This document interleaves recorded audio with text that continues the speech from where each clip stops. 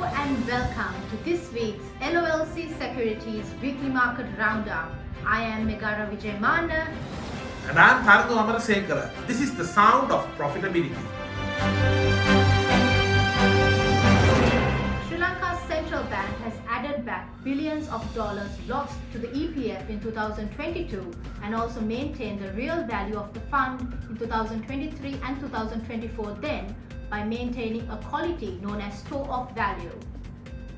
The value of the EPF amounted to $15.8 billion by the end of 2021 and then fell to $9.53 billion as the currency collapsed, effectively imposing a $6.7 billion haircut, including on interest earned in the year.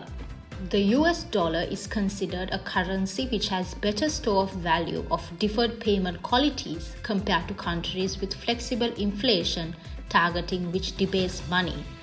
Though the Fed's operating framework has also deteriorated in recent years. The Sri Lankan rupee was allowed to appreciate to 232 against the US dollar in 2023 by the central bank after a surrender rule was lifted amid deflationary policy.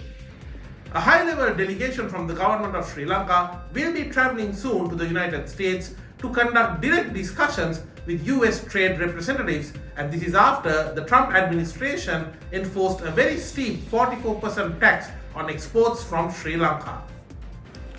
The move comes after a series of virtual meetings with US authorities and a detailed review of the crisis which threatens Sri Lanka's single largest export market.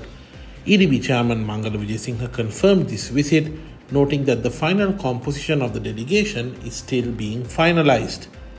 According to him, the delegation will present the concerns directly and see a path forward that projects Sri Lanka's exports, jobs and economic stability.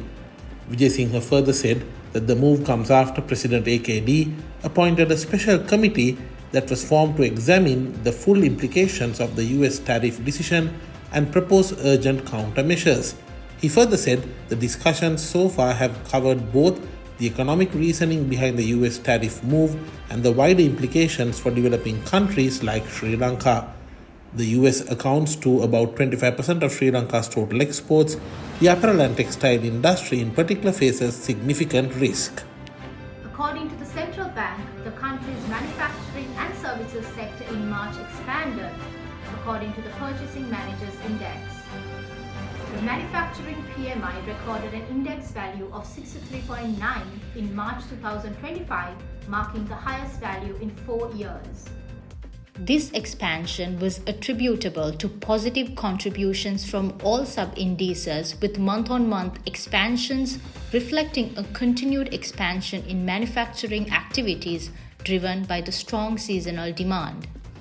In February, the manufacturing PMI value was 56.8, while in January it was 59, as opposed to 57.2 in December 2024.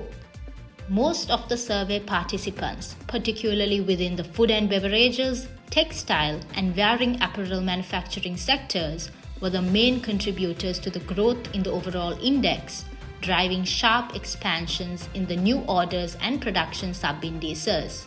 In addition, both employment and stock of purchasers recorded expansions during the month, in line with the increases in new orders and production to accommodate growing demand. Now it's time for the corporate highlight. Airbus and Company Private Limited, also known as Baurs, announced the appointment of Daniela Munasinghe as a director of 3 of its subsidiaries.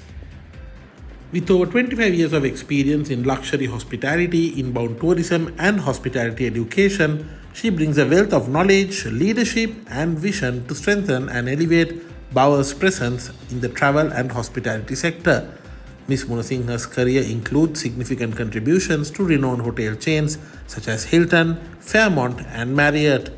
In the field of destination management and travel with Kony DMC, she was responsible for designing unique travel experiences and managing large-scale international travel logistics.